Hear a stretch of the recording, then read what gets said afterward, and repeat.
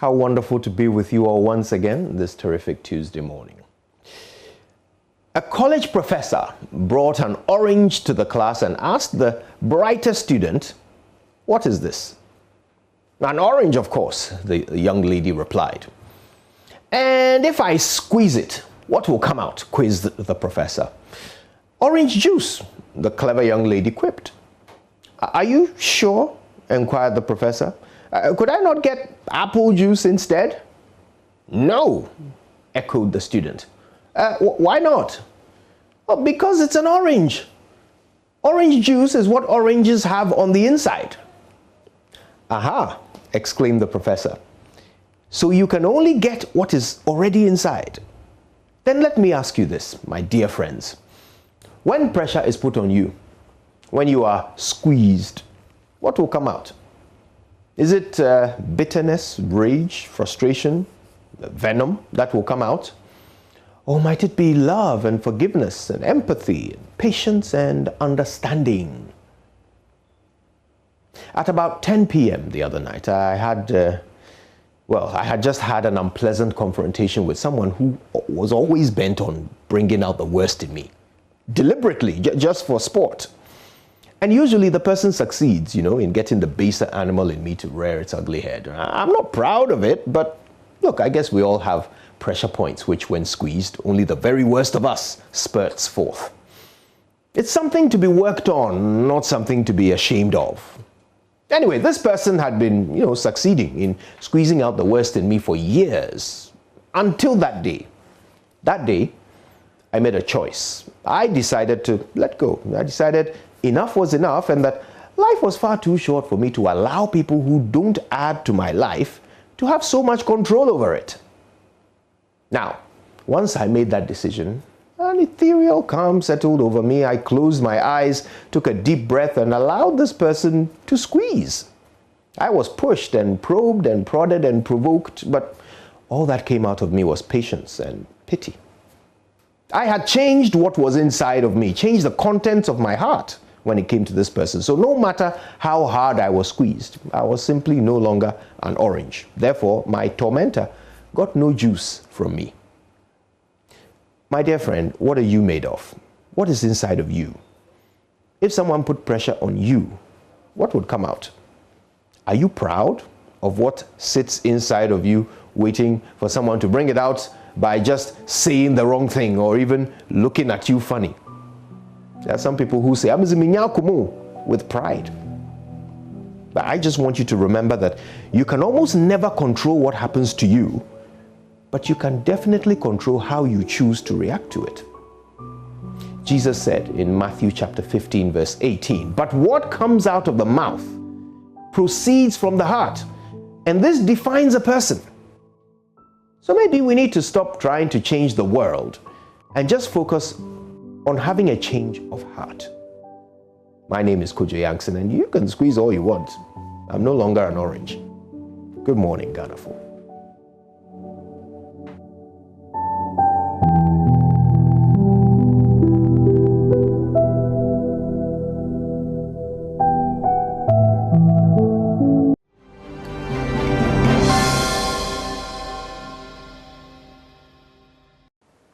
Welcome to the news end of things. And the Volta Region Students Association of Ghana is asking the Ghana Education Service to immediately recall some textbooks widely criticized as containing bigoted information about others. The students who picketed at the GES office on Monday have vowed to find and destroy these books if the GES fails to act. The publications, titled History of Ghana Textbook 3 by Bedun Cancer Publications, authored by Bedun Cancer and Nellie Martinson in Nim, and Golden English Basic 4, authored by Otri Befi, have been denounced by the National Council for Curriculum Assessment as not approved for use in schools. Kweku Asante has more in the following report. Following public uproar about a textbook that has been described as bigoted and putting out negative impression about others, the Volta Region Students Association, VOSA, are demanding action from the Ghana Education Service and the National Council for Curriculum Assessment. Here is Bright Achu Agbechise, a leader of the VOSA delegation that picketed at the GES head office. Our chiefs and elders have actually intervened and they have asked us to, refrain from what we wanted to do today. But we as leadership have decided to take this step. Now, one of the publishers, Bedun Cancer, actually released a so-called apology letter yesterday. And the fact is that apology letter is an eyesore to us. Why did I say so? How could you write an apology letter, and in an apology letter you are trying to justify how the books found their ways into the public domain? So they claim that, this is what they claim, that they were working on the books. GS are written to them for them to make some changes. Then they didn't know how the books found its way into the public domain. I don't know how that makes sense to any of you here. If an owner of a book and a publisher who is supposed to actually own whatever content that he has found his materials in bookshops and he's making money out of it, and at the end of the day the person is now telling us that we are going to make what? We are going to conduct investigations into whatever it is. It doesn't make sense. It's that apology is an insult. According to Deputy National Youth Organizer of the NDC, Eric Edemagbana, who accompanied the students to picket at the Ghana Education Service, there is an attempt by some to change the history of the country. If in 14 days, our chiefs and our MPs and the stakeholders do not communicate to us a substantive evidence that indeed all the books have been withdrawn from the market and they have been burnt, we will go into shops, we will go and seize the books and burn it. Meanwhile, publishers of the materials have apologized and indicated that the authors will be sacked. Marcosay speaks for Bedun Cancer Publications. That's why we have released a statement apologizing on that aspect of the book, especially page 15 of History of Ghana primary series. So you are apologizing for putting that information in your book? Absolutely. Yeah. How did this mistake come about? Who made the mistake? I think we have spoken to our writers of those books, and we as a company have tried to apologize on that matter. Yes, I commented further. Yeah, because we do not have any story or any information to justify whatever came out on that. Right. Now you're the publishers. So when you received the script to publish and you saw this, you thought it was okay to go ahead with it, or did you miss it? Did you not see it at all? Yeah, this is not a final product. This particular is not a final product. Before the book comes out, we go to sales project, and we are of the view that before the initial stages, that's why this thing came. But it has already been taken off from the final work to take the next action. These sort of things will not come because Bedun Cancer has been in the system for the last 24 years. We have not had issue with any Ghanaian, any section of this country. We believe in unity. So this thing coming out, we get at it. So what's going to happen to the authors who have brought this this national headache on you? The company will take appropriate sanctions. What will the sanctions be? What will you do to them? That will be at the management level when we meet, and we will communicate that to the public. Okay, so in such a situation, what are the options of sanctions available to you? What are the? Yes, I think obviously we work and we get paid. What we decide to dismiss you, that we will not work with you on it. Okay, is that what's going to happen? Are you going to dismiss these authors? Absolutely, we will do that. Okay. We will do that. Now, families of the murdered Takrady girls are demanding the two convicts be executed on live television. Speaking to JoyNews after a news conference held Monday, sister of Ruth Love Quayson and father of Priscilla, Blessing Bentum, said though they didn't accept that their relatives were dead, they would appreciate the public execution of Samuel Udatuk Wills and John Orji, since Udatuk in particular once managed to escape lawful custody. You know something, the same, I would say the same issue happened in the Bible. Joseph, when the brothers sold him out, and they later told my mother that that this will be there, but see what happens. So nothing is impossible for our God. But we know that with we human beings, we think that the case has delayed, but with God, it's never delayed. So we still have a belief and hope that one day our girls will come back. You are making some demands. Yeah, because we were here when the first suspect, someone was in the police custody in the Kapali Central Police Station, and we heard of his escape. So now that they are telling us that they have sentenced them into death, we want the death sentence to be live on TV so that everyone will witness that these guys have been killed. We don't want it to be a situation that they will be in the police custody and later hearing that they've been escaped. Because this won't be the first time. Yeah, so that's why we are saying that if truly they say the girls are dead and they've sentenced the guys to life in prison or death, then they should be live for us to see that truly Samawos and the so-called John are dead. If really they believe that the DNA test conducted are really the girls, then they should give them a befitting burial. This is what I say. Okay. But what you are saying contradicts the position of the family members. They are saying that their children are not dead. So once they are not dead, it means that they are there.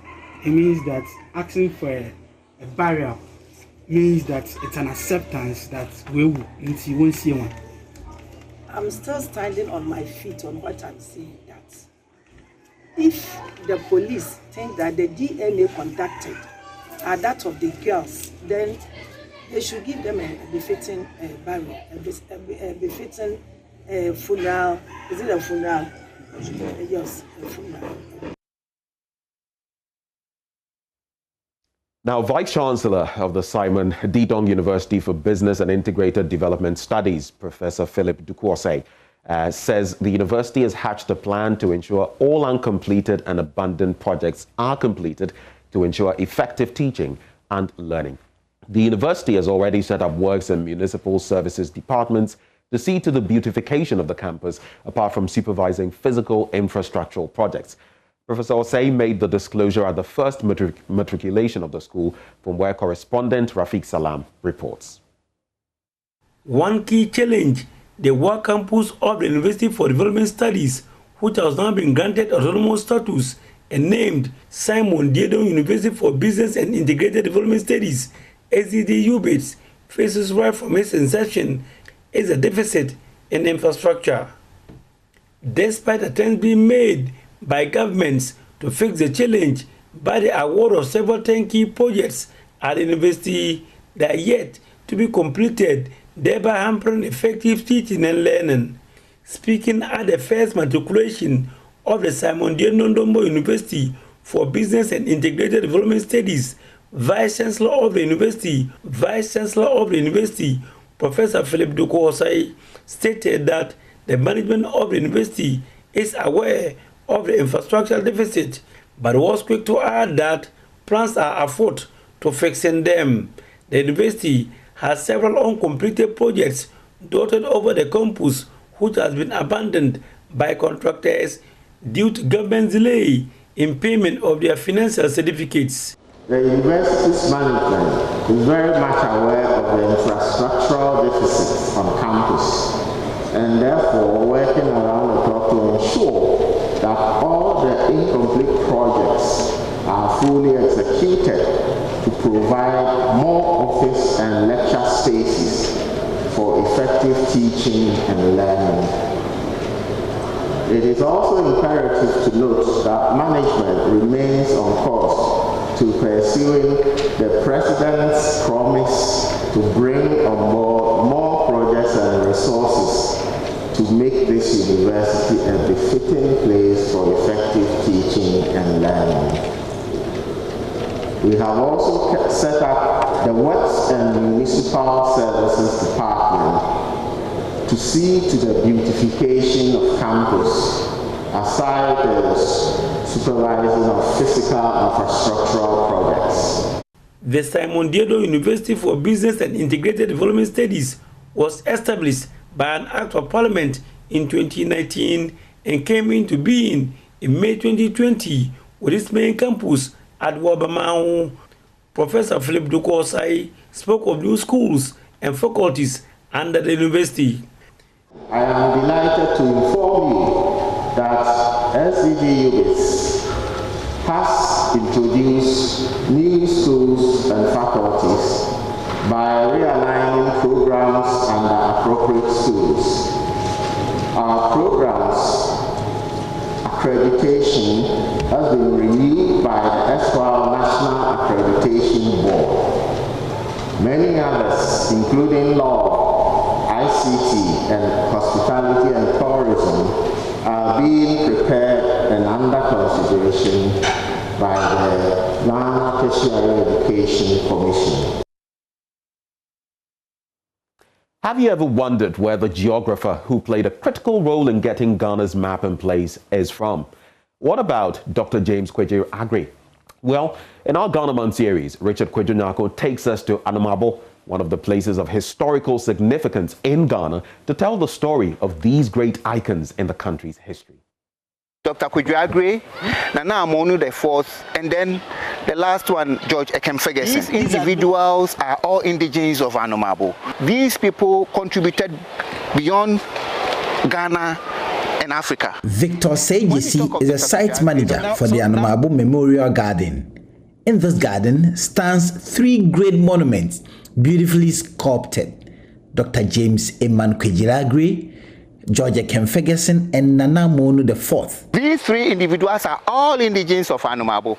George Ferguson, we refer to him as Jesus Christ because he died at the age of 33. When we mention this young man's name, it reminds us of our what? Ghana map.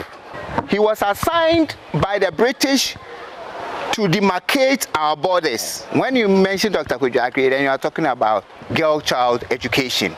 His contribution to Ghana and Africa. That's not all. Sculptures of returnees from their sojourn from the Americas, the Caribbean, and other places are also here, and they speak boldly to the happenings some years back. We are welcoming these generational slaves. So these people are generational.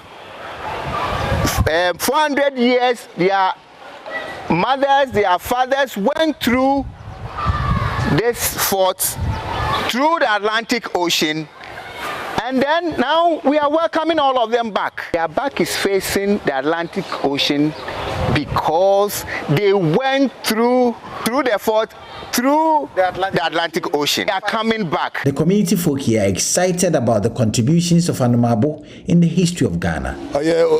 Queen of Kwadwo Aggrey ofi Anamabo ha. Ne mami finimabo, ne papa so finimabo. Ne akobo ne bro ogwe. Nti on no this school. Ghana. Kwekun Kroma is a fisherman here at Anamabo. Kweku tells me how the town of Anamabo earned its name and how excited he and his colleagues are when the name of Anamabo is mentioned. Our forefathers came from Eja and came to settle at Anamabo. On their way, they saw many birds perching on a huge rock. They said, what kind of rock plays host to birds like that? So they said Rock of Birds, and that's how the name has become. I get really excited when they talk about the history of Anamabo. I'm proud because I also hail from here. All these are because of the exploits of our forefathers. Anamabo is one of the places the transatlantic slave trade was done. Fort Williams of Anamabo played a key role. In this same town is a second Methodist church to be built in Ghana. The folks here say Anamabo should definitely be everybody's destination in terms of tourism and the history of Ghana. Richard Kwadwo Nyarko, Joy News, Anamabo. Well, the wonders, rich history, and unimaginable beauty continue as we bring you our series on Ghana Month. Expect something, exciting tomorrow. But that's how we wrap up the AM News. Coming up next, the News Review. Do stay.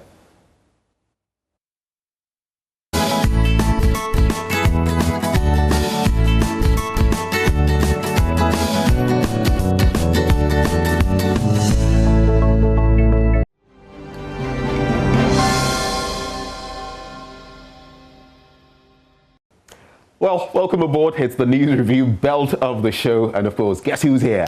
Mama V. Osuabaji. Good morning. Guess who's here? Like a big person is here. Good morning, Ben. You know how when it's focused like that, whether on you or on me, you don't get to see the other person, especially from the start. So you're wondering, where's the other person? True. Well, she right here.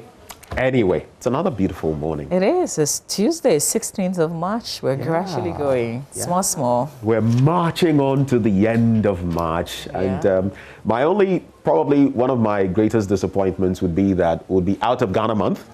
Oh. And I think we should continue with these. What do you think? Stories. Yes. Because look, we're talking about textbooks, not reflecting our proper history and the rest. I think if we did these things enough and didn't stop, people would have a better appreciation of who we are, where we've come from, what we stand for, and where we should be headed. I think we really shouldn't restrict these things to Ghana month. It's like a birthday. It comes once in a year, and then you're done with it. That's just me thinking. I agree with you. I mean, that's a good point that you're raising. So we should tell our stories, not deliberately do it in the month of March, but regularly do it anytime. And as we fail to tell the story, the children imbibe a whole lot from the media, from social media and all of that denigrates us. And then we turn around and say, oh, why are they denigrating us? But we have the opportunity to tell our story and we don't. Yeah, I agree with you. Just the whole textbook issue got me thinking, how many of us as parents actually take time to read the textbooks? We do get the list, you go onto the market and buy the books, but pay attention to the content of those textbooks. The truth is, we're very busy. I mean, unless you're a teacher, you're not. The teacher cry is very busy. Well, but if that's your daily job and you have to read to make notes for the class, then you'll certainly be reading those books. Okay. But for us, especially, we've been there, we've done that, and we've moved on, and you're on to something else, unless there is homework. And you have to reference. And I just might add that a lot of parents nowadays are not helping their kids with homework. Even with the homework, yes. That's something I've realized. I noticed that. A lot of them are not. Because my son came back one day and said, well, a lot of parents are not signing the homework. And I said, why are they not signing the homework? Because that's it's been part of it from the beginning. Yeah. He said, well, maybe they are not available. And I was like, oh, wow. Reminds me of the scene thing. Do you remember? So some pupils nowadays get to the point where they know what to do. So to represent that their parents have seen, they've actually developed, so they know how to do it very well. I have been against, you don't do your homework at school because school is not for homework. So you have to do it when you get home. And we have a routine that you have to follow. And I want to see that homework, no matter how tired I am. And I'm not going to push it to the following morning. It's a no. Yeah. But listen, you come, depending on your schedule, maybe I'm fortunate I get to knock off early, even though I wake up really early. Yeah. So, that's it. Wow. But can you imagine that those textbooks have been on the market since what? Last year, September? You remember the one that said the head is for carrying loads? Do you remember that one? Yes, I do. Then there was the one about Nkrumah, very unpleasant. Then these latest ones about people. And of course, when it comes to juju, guess what they said? It must be Ifo. I think these stereotypes must really stop. Absolutely. They must absolutely. It's not about one ethnic group. All those things about, oh, the person is from the northern belt, the person is like this. Oh, the person is a Voltairean, the person must be like this. Oh, the person is Ashanti. Oh, Achimfo. Oh, those things must stop. And to think that these are things that people joke with, okay? Maybe the society, that's what we do. But for a writer to put that in the book and teach a child, this is what they're learning about the various ethnic groups and our history, for real, is it that they don't have any more stories to tell? I mean, what stories were we told? Do you remember? I mean, I still remember till today some of those stories about that team going to play football, or that cockerel with the hawk and all of that. The hen and the hawk. You remember these stories because they had something. And that's why I miss the likes of By the Fireside and all that. I'm not trying to promote some specific program, but we've lost touch with some of these elements. The quick one answer story. So why don't they just repeat those stories? Do you get what I mean? Why do you want to struggle? Because obviously they are not finding good stories. Yeah. The storylines are terrible. There are. I remember. I'll never forget. There was this story about, is it the retired brave man? I still remember even the caption. I've forgotten what class, but it was about this man who would always tell stories about going to war and doing this and doing that. Then someday he was telling stories to these kids, and he started running away. You know what it was? A belt underneath his bed. And that's why they called it the retired brave man. But then, they left an imprint on you. Those stories that we used to read in the textbooks, if they were to bring back all those stories, we still will find issues. Because I remember this particular one that had the various professions, because it was turned into a play in my school. And the dressmaker was always the lady. If those stories came back today, we would ask. You can always tweak them. You can always tweak them. You don't have to regurgitate everything word for word or everything. You can always. Let's spend the rest of the time digging into But finally, Mama, I can't get the fact that some publishers will see content like that. You're a publisher. Don't they go through the content? Yeah. And NACA can't totally extricate itself from this, because you can't tell me that, oh, they're on the market, but we didn't sanction it. What are you doing? It's like the FDA saying, oh, they're on the market, but it didn't come through us. So no, there must be some form of responsibility, and NACA must start sitting up. I listened to a gentleman who spoke for one of the publishers yesterday. The explanation didn't make sense to me. Didn't make sense to me either. It didn't. So even though NACA had said to them that you meet the technical criteria, the standard set, but you've got to change a few things. And we do not know if the things that NACA had asked them to change also included what has been revealed now in terms of the misrepresentation and all those things. Okay, but they asked you to work on something, and then he says they took copies to the books to the bookstores. Why would you take copies there when there are things that you've got to work on? So these books are on the market not because, but the point is that nobody saw it. See, the regulators didn't see it. It had to come back to ordinary Ghanaians. Now it's everywhere on social media and it's still on the market. So why do we have regulators? Like, why do we pay certain people to do certain jobs? That's the whole point. If this were food, if this were bad food, do you know what this would mean? People would have suffered food poisoning. Some people would have died before it comes back to you. When that happens, heads must roll. In this instance as well, I feel some heads must roll because there has been a palpable failure in the system. Yet in our country, you would have people sit there and say, oh, but we are not at fault because... But the mess has already been created. Why do we... How can you publish something saying some people are inward looking, and when someone from my ethnic groups, treads on my toes, I'm cool with that. But what kind of nonsense is that? You know, elsewhere somebody would have said, I have failed because this shouldn't have been on the market, and it is. So I'm taking the bow because I feel the state. But here we are, NACA released a statement and they're explaining, it's basically to say it's not my fault because we asked the publisher to hold on and it's on the market. We have no idea. That's total failure right there. Let's look at what the newspapers are saying. The Ghanaian Times newspaper is what I would start with on the front page. Is a tragic 19-year-old kills neighbor. Government commits to revitalizing tour, according to Dr. Matthew Opoku-Prempeh, Energy Minister. This is a story we shared yesterday from myjoyonline.com. Apam chiefs perform rituals ahead of burial of 14 teenagers today.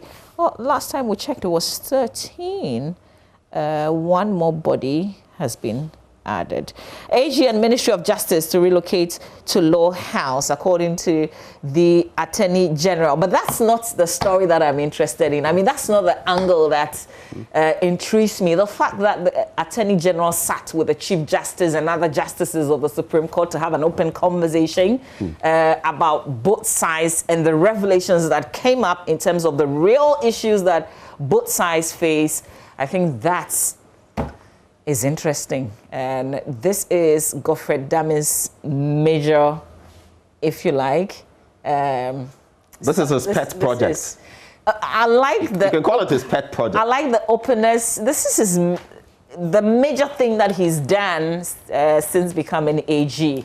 And I really love this approach of the sit down with both sides. I understand the Chief Justice didn't know that there would be cameras there, but they certainly opened up and shared a lot. There will be some of the revelations that we will be sharing with you.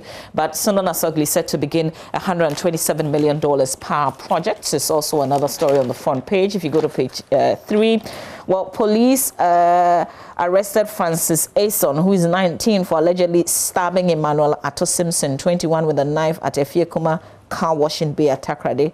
Ghanaian Times gathered that a scuffle ensued after Simpson complained to Ason that he and his group of friends were smoking and making noise behind his window. According to the police in the western region, well, Christopher Mensah, resident of Efiekuma, together with 6 boys, arrested Ason, handed him over to the police. Okay, so I'm looking at the background. At about 10:30 p.m. on Saturday, Ason stabbed Simpson with a knife, and he was rushed to Grace Mission Hospital in Efiekuma. When the police went to the hospital, they found the victim lying with knife wounds on his chest and unconscious. The doctor on duty in the hospital informed the police that the victim died while receiving treatment, and the body had been deposited at Efiekuma or Efiankwanta Regional Hospital mortuary for preservation and autopsy. So here's a man who had complained that a group of friends were smoking and making noise behind his window, and the result of that was one of them stabbing him and leading to his death. There's also a 32-year-old unemployed who used the name of a senior police officer to defraud a resident at Denyame in Kumasi of a car. He's been sentenced to 20 years imprisonment by the Kumasi Metropolitan Assembly Court. The convict, Francis Elijah, also known as Francis Ayambela, who's said to have mimicked the voice of Assistant Commissioner of Police Peter Indekugri, the Upper West Deputy Regional Police Commander, to defraud the complainants, Mr. Ali Baba Abature, who was a friend to the senior police officer. This is something else. Like, seriously? Well, Elijah pleaded not guilty to the charge. Too weird to be true. And this happened in Kumasi. When I saw Assistant Commissioner of Police, I thought, oh, that of Ashanti region. But here's somebody who is pretending to be some big police officer in the Upper West region. Like, seriously? But why not there? Why do you think it can't be? And so he actually, hey, Yorade. This one has overed me. Yes. And then Bulldog. It is visible that you've been overed. Bulldog trial begins March 25th, like joke, like play, and Accra Circuit Court. On March 25, will start the trial of Lawrence Nanesiama Hansen, also known as Bulldog, who allegedly threatened President Akufo-Addo in the video recording. And then there's a teacher. The Ashaman Circuit Court has sentenced Moro Musa Young, a 29-year-old teacher at Afienya in the Greater Accra region, to a fine of 1,200 Ghana cedis, or in default, spend 6 months in jail. Here's Deputy Superintendent of Police Divine Yao Esiam telling the court, presided over by Mr. Richard Delali Anku, that the accused on December 23 last year attacked the complainant's 14-year-old Bright Crunchy without any provocation. According to prosecution, at about 10 hours on that day, the accused saw the complainant on a bicycle and held him by the neck whilst the bicycle was in motion. Both complainant and accused fell, and accused, who was holding a Guinness bottle, hit the victim with it. Complainant received a deep cut, causing him to bleed profusely. So this was reported. Accused was arrested, charged for causing harm. And now the case has come to a close. He's been fined 1,200 Ghana cedis. Okay, Ben, that's it for the crime stories today. Right. Let's dig into the Daily Graphic. And I know, as you've mentioned, this is one that you are wholly supportive of. State prosecutions, I'll prioritize economic crimes. That's according to the Attorney General, Godfred Yeboah Dame, the youngest in our history. And something you want to chip in?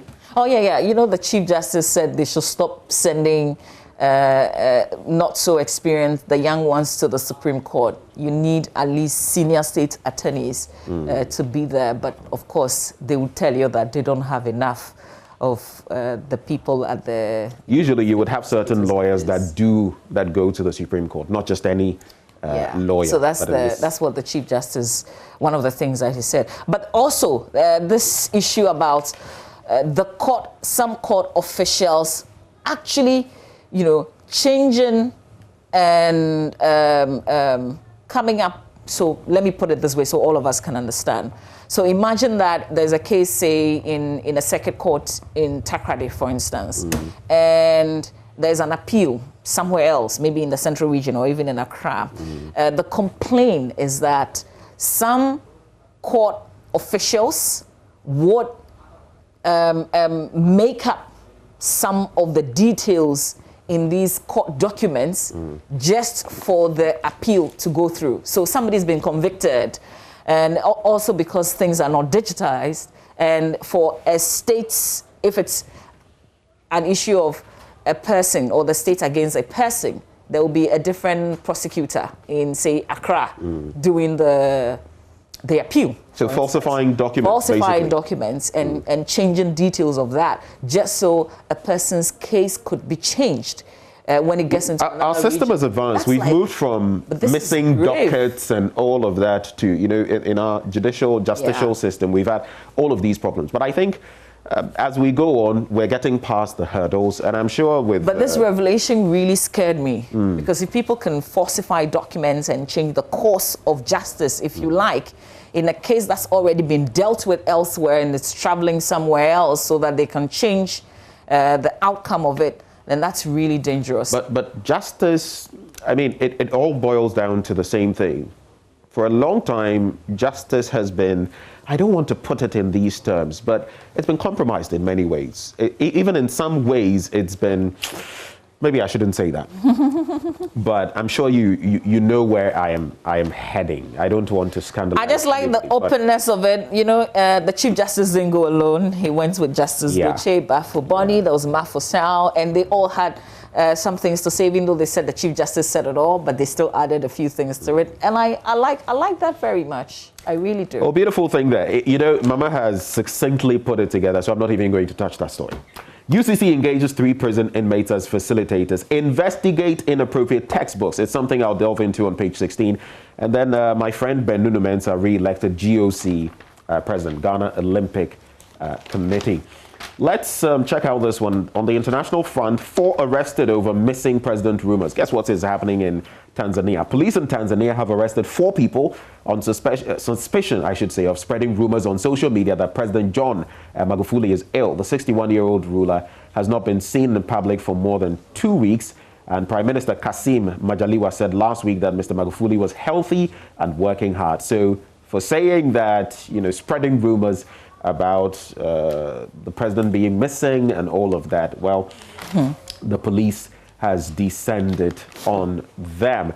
Still on the foreign front, no evidence of AstraZeneca vaccine problems. And that's one of the matters we're digging into this morning. Germany, Spain, France, Italy, suspending the use of the AstraZeneca vaccine, which, by the way, is what we are using. I got a jab myself. But should we be afraid? The World Health Organization says there is no evidence that incidents involving blood clots are caused by the Oxford AstraZeneca vaccine. I was speaking, recently to Professor Adai Mensah, and he reiterated some rumors being spread about the vaccines that they can alter your DNA and all of that. Not true. But what are the other concerns? This morning we delve into that issue on the show. Catholic Church cannot bless same-sex unions. That's also on the international front. That's how I'll wrap up. And, in a nutshell, it says the church does not have the power to bless same-sex unions. The Vatican office responsible for doctrine has said it is impossible for God to bless sin.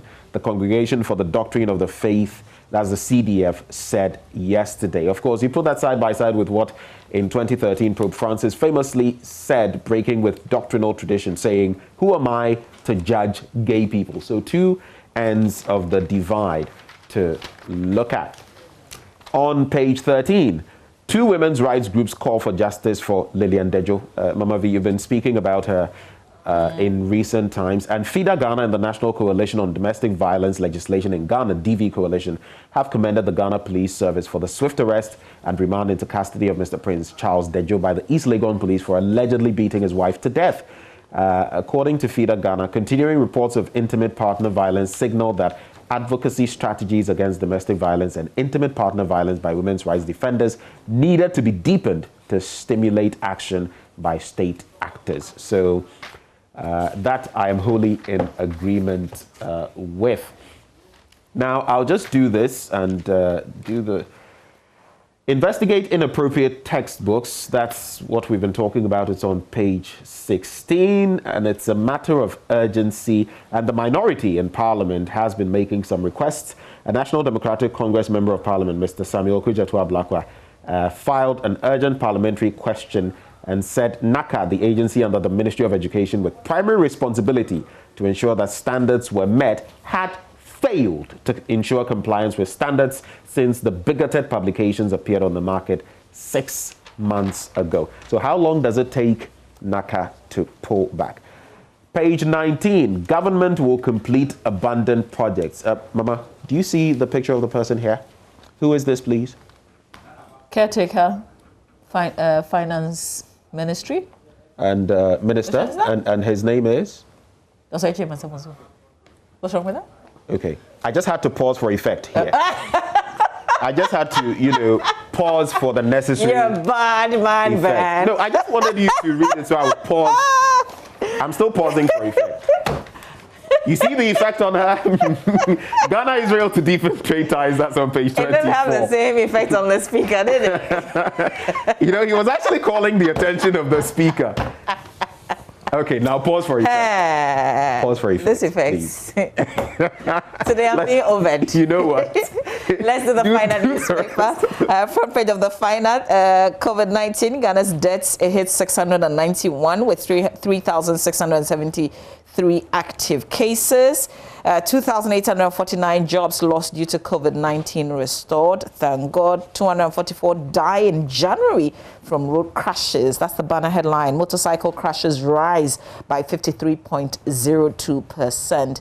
Telco's chamber urges telecoms union to reconsider strike. The Media Foundation for West Africa sues NCA over RTI request on shutdown of radio stations. Volta chiefs angry over derogatory contents of textbook, and NAT lots government for educational infrastructure development. I would have loved to do an update on the Media Foundation for West Africa, but that case will be heard again, I think, sometime this month, so there will be plenty of time to talk about this, as the case was adjourned yesterday. Remember that the NCA, the National Communications Authority, was asking the Media Foundation to pay some 2,000 Ghana cedis to enable get the information they were requesting regarding the closure of some radio stations. Nestor Yeboah, the convener of Economic Fighters League, has been discharged. He was on bail, but yesterday at the court sitting, the prosecutor just withdrew. No reasons were given, and so he's been discharged by the court. The Daily. Okay, so I was just going to say on the Professor Bene murder case, one suspect has been freed. Opambo Ejabedun Cancer. He was a suspect alleged to be involved in the murder of Professor Emmanuel Yaubene, a law lecturer. He's been discharged by the Kaneshie District Court as well. I would leave you to do any stories you have, so I'll just go through the headlines very quickly. Daily Guide, I belong to no one. Bagbing barks at NDC. The Daily Dispatch, does he think I'm at the beck and call of NDC? I'm Speaker for Ghana. Alan Bagbing replying, Sami Jamefi. And the late Professor Alote's August 9th birthday must be made National Math Day. That's according to a Member of Parliament. The Daily Statesman, more goodies for industries in 2021. And the NDC's IT team says we deploy the best collation technology for 2020 elections. It's a wrap for me. Okay, so let's spend the rest of the 1 minute left on myjoyonline.com. There's the Bedun Cancer, one of the publishers, involved in this issue of records not being told the right way. A spokesperson, I think it's the same interview that we both listened to. He's apologized, but guess what? It is not enough. We all do agree that that's not enough, especially because the textbooks are still on the market. Fortunately, there's Okudzeto Ablakwa, who's a member of parliament, who's requested the education minister to explain the offensive ever textbooks in parliament. So hopefully we can get some answers to what has happened. Not just answers, but people who have failed to do their work. They should be sanctioned appropriately, because how many of those books are on the market? Should we, Ben, go and look at all the textbooks? Is that our job, really? That is really not our work to do. But, well, I guess this is where the cookie has crumbled. There's plenty of stories on myjoyonline.com. We'll leave you to explore, find time, and read those stories on myjoyonline.com. That will be it for the review. We've got sports coming up right after this.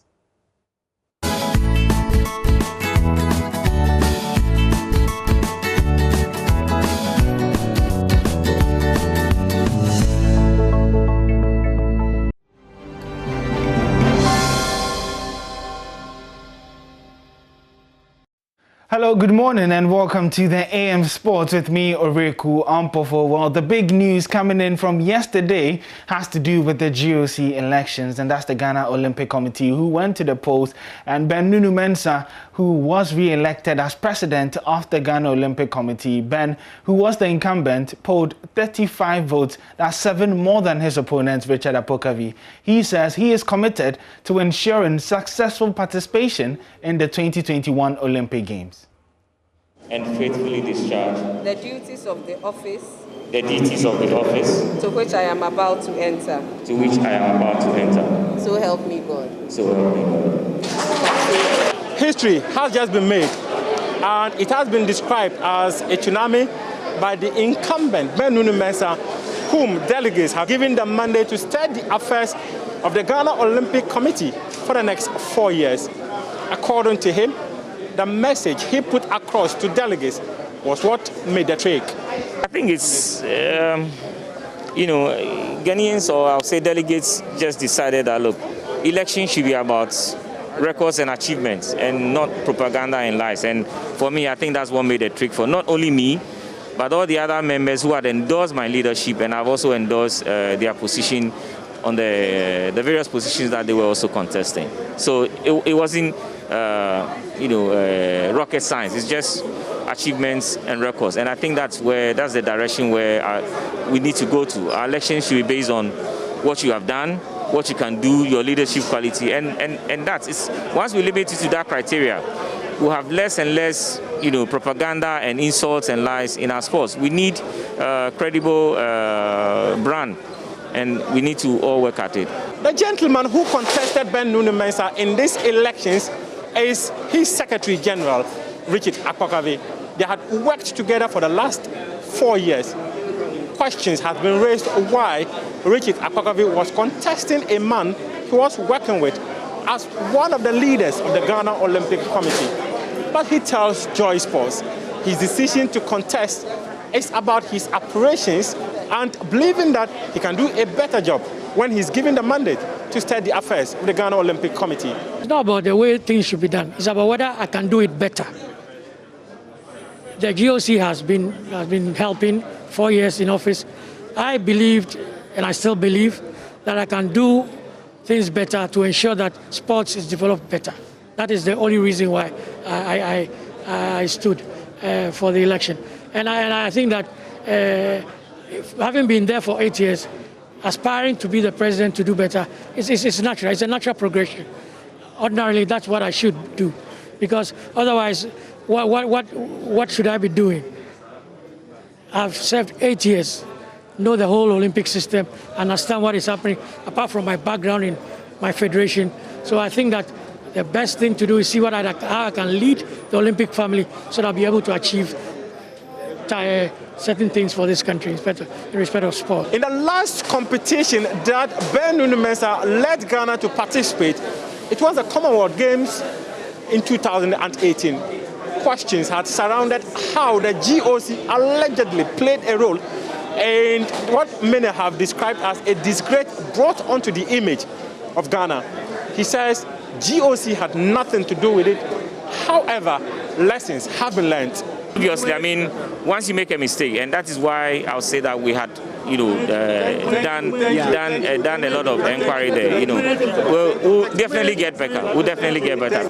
For Richard Akpokave, what it means is that the next leadership of the Ghana Olympic Committee must ensure that full attention is paid to athletes. When athletes are given the right tools to prepare, then Ghana will have an opportunity of always getting the best athletes, and many athletes represent us in international competitions. Focusing on the athletes.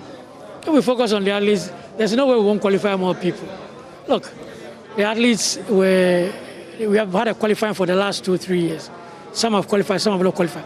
Some didn't qualify or didn't attend qualifying because of funding, because of preparation.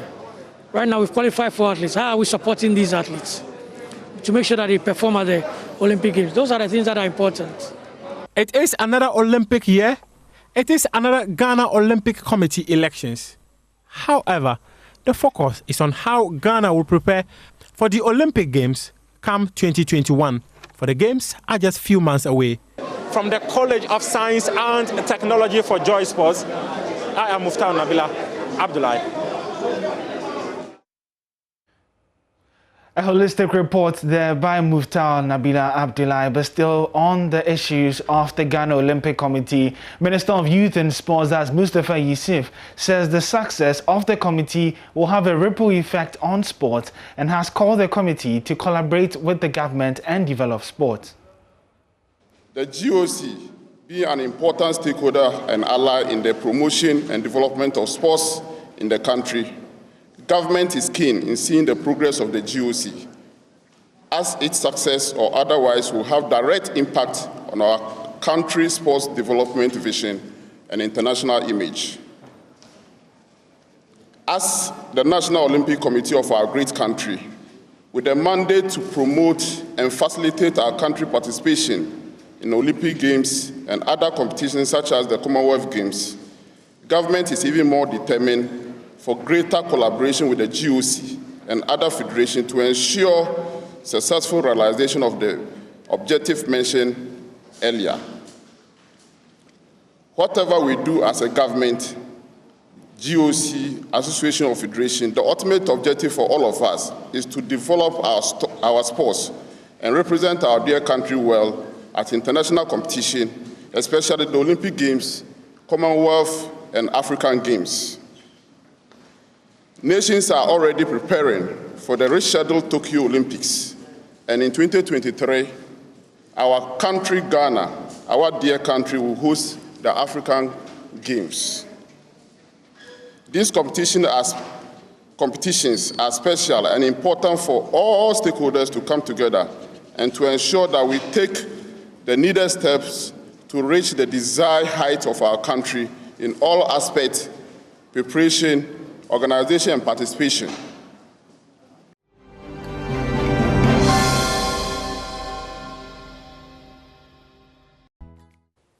Thank you for staying with us, and for those of you now joining us, welcome aboard. This is the AM show.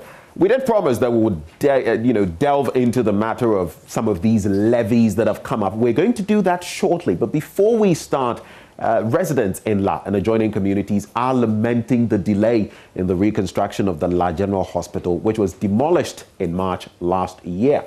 At an estimated cost of 68 million euros, the project, which was to be completed in 24 months, is yet to be transferred from the drawing board to the ground. We explore that with Manuel Kuranting, who has this report. I'm happy to be here in Labadi this afternoon to cut the sod for the commencement of work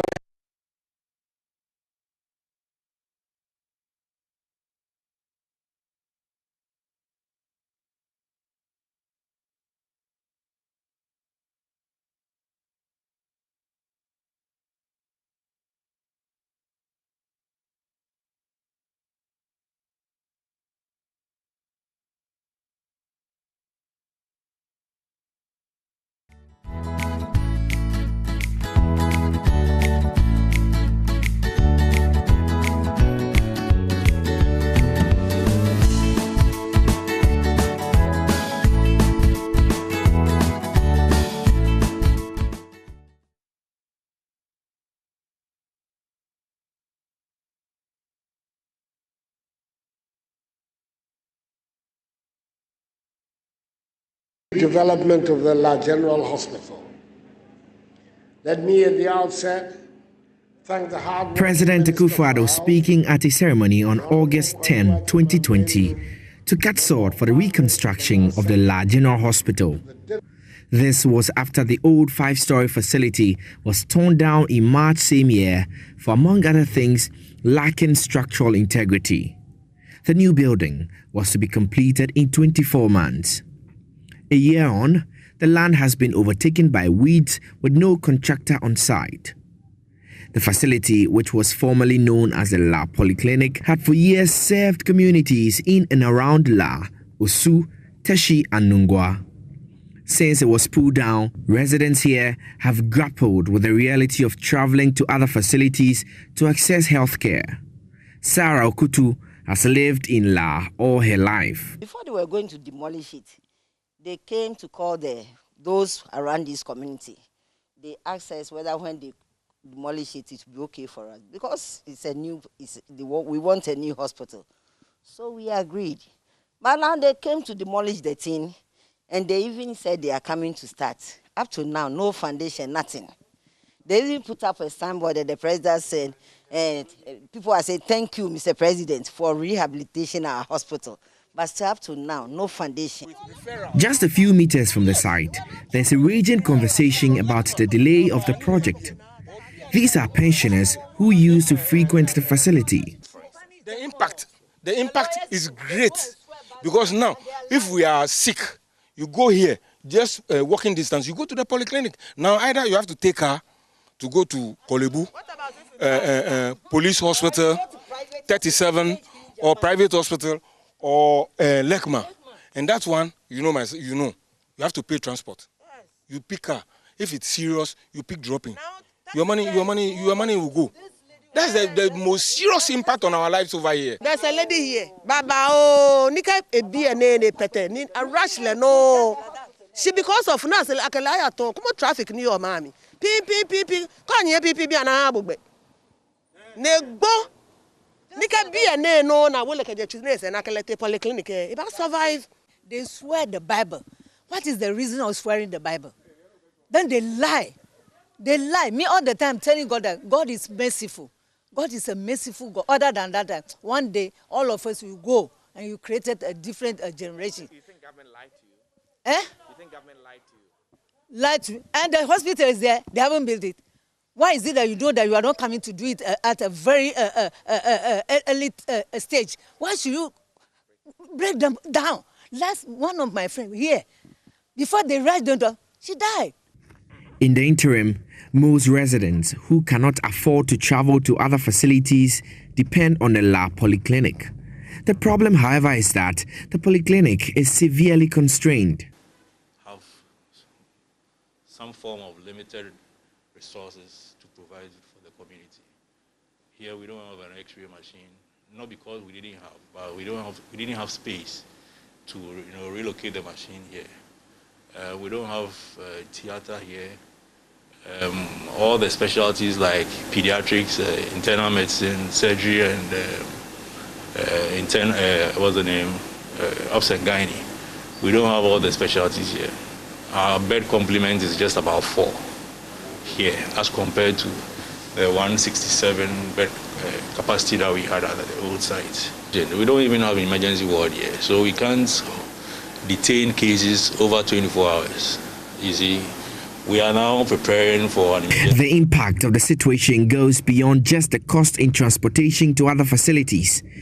66-year-old Ivy Bedema lives about 150 meters away from the old hospital.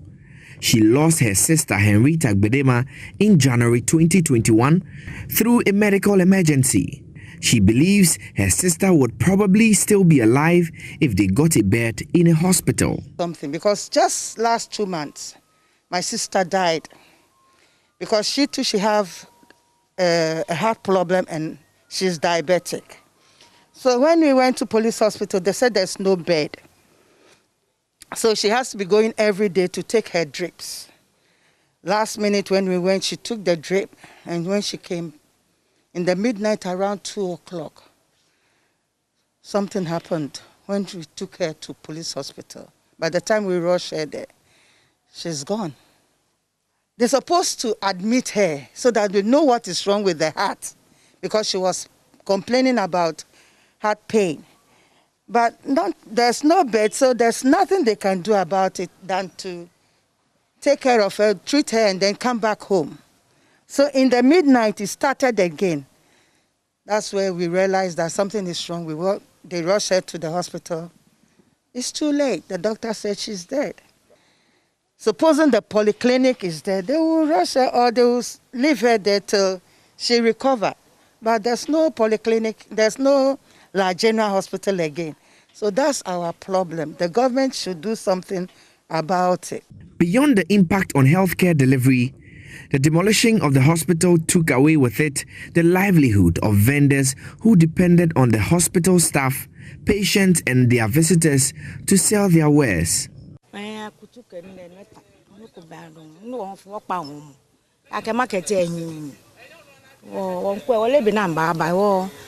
Beni aba baba kumbe for many ba Chinese ba me ba. Sina kumata na ba cat so that me one na me dong up to now. Yeah be to enyo. Ene no ho ke kwa me. No ni 250. Oh fi me na me papa container store sele na me papa. Be kan bi atade kan ka be na papa na ni bi ni yo. Ke junction ni. Come chenwe party je pa. Oh me pie papa. What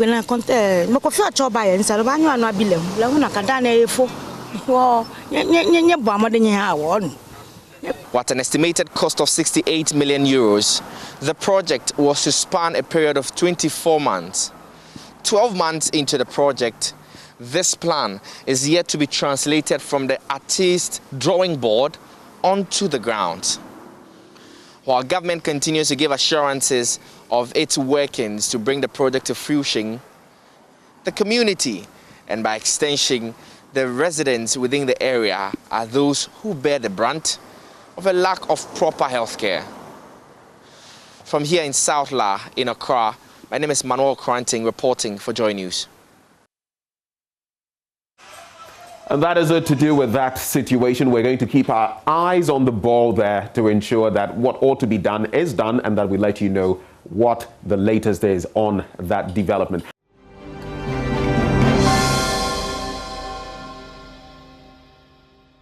Well, we're moving on to the next leg of our discussion this morning, and we're talking about the new levies, some of those that have been introduced. We've heard of levies here, levies there, levies everywhere. Some were saying that we shouldn't tax or introduce any new taxes in the 2021 budget, but lo and behold, we have them there.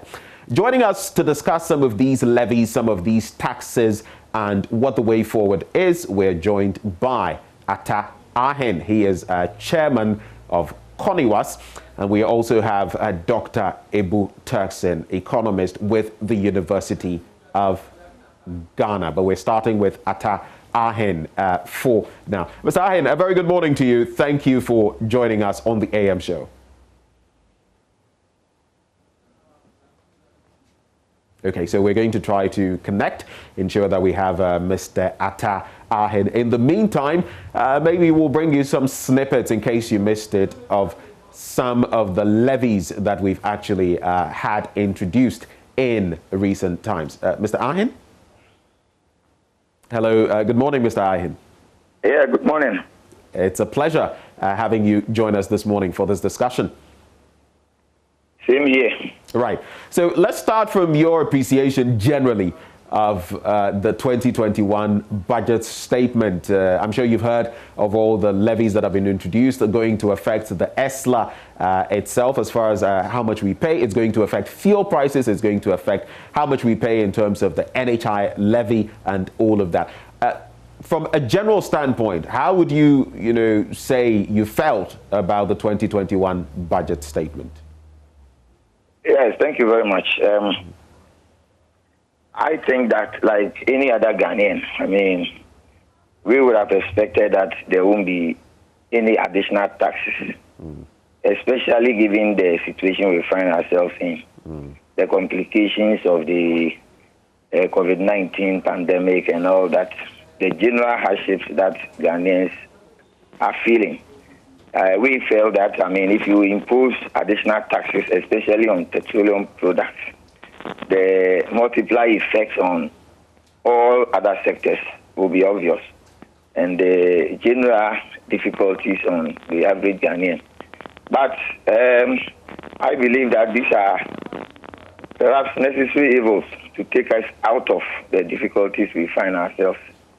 And that is why we need to brace ourselves for this. If these are the sacrifices that we have to make in order to improve upon the situation. Right. And so even before we delve into some matters related to water, related to sanitation, because that is one of the levies that has been introduced, I just want you to expatiate further on the point you just made with regard to some sacrifices that ought to be made. Before the delivery of the budget statement, there had been economists who had said that, and a number of them who had said, no new taxes on the back of COVID-19, on the back of the banking sector collapse, on the back of the number of jobs that have been lost. But a few others also said that if new taxes are introduced, we just might need them to come out of COVID-19. So from where you sit, I just want to, pin you back on the budget. From where you sit, consolidation, completion, continuation. Would you say that per the budget you heard, we are making strides, or these levies we've introduced will help us make strides in consolidating whatever gains we've made, in completing and continuing to restore our national life? Yes, I think that they are expected to help us to make the strides in consolidating the gains that we have made. But, given the fact that a number of taxes have been imposed at this time, when nobody really expected, for me, it tells you the kind of difficulties we find ourselves in. Of course, politicians will always not tell you the actual picture, but you and I know that there are some difficulties, and maybe if these are not imposed, the consequences may be dire, and maybe these are necessary evils. That is what I think. Otherwise, I do not see why at this time these taxes will be imposed. Right. And so you say this is a necessary evil, or these are necessary evils. But let me just get you reflecting a bit on last year and what, the minister then for sanitation and water resources had been telling us. At different times, we were even told that, the capital city, as had been promised by His Excellency the President, to make it the cleanest city in Africa, that we're 80% on course. What would be your reflection on the state of sanitation, especially here in the capital, but broadly, generally across Ghana currently? Frankly speaking, I think that we have a long way to go, a very long way to go. Our city is nowhere near becoming the cleanest city, even in West Africa. Not to talk about Africa. The filth is everywhere. Even in the capital city, people are still practicing open defecation. People are throwing garbage around. Generally, we have 22% of Ghana's population practicing open defecation today. Only 21% of Ghana's population has access to improved sanitation. 30% of our public basic schools do not have any toilet facility at all. Approximately 70% of the solid waste, and particularly in Accra, is effectively managed through door-to-door collection and municipal arrangements. Ghana generates about 5 million tons of solid waste, 1 million of which is plastic waste. Unfortunately, only about 2% of this plastic waste is recycled. I don't think this picture tells us of any country that is getting closer to becoming the cleanest city in Africa. And so I think that we need to go to the drawing board. We need to engage all stakeholders, develop the appropriate strategy to be able to reach this destination, if that is where we want to go. Because we need to do a number of things. Ensure that there is sustained, comprehensive public education, increase financing, develop infrastructure, law enforcement, and all that. These are things that we need to do. And I think we should concentrate on the job rather than count our achievements. Right. So you wouldn't, obviously, from what you're saying, peg it at 80% in terms of cleanliness. But if you had to guesstimate, if you had to, make a projection based on what you know, based on the statistics you've just given, how clean would you say the capital is? Even before we get to monetary matters and the relevance of this levy, how clean in percentage terms? The difficulty will come from the fact that we do not have any blueprint for this. There's no strategy. So I do not have any basis to be able to rate. So if I'm saying that we may not be at 80, it will be difficult for me to now bring out the facts to support this assertion. But I do not think that we are anywhere near that. But I don't want to hazard any guess. We will have to go to the drawing board. We will have to discuss, develop the indicators, and then when we are tracking, all of us will know where we are.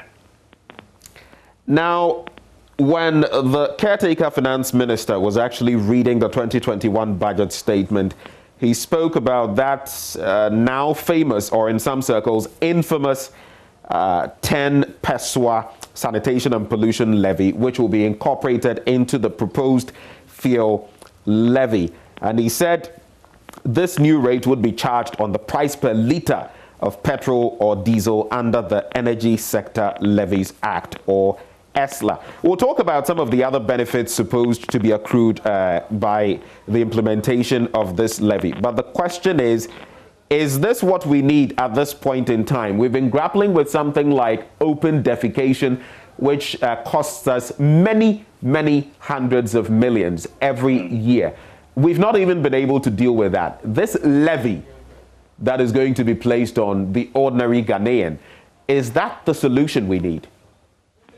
Well, let me tell you that as a citizen, I have already said that it is not something that I will have thought that it will be introduced.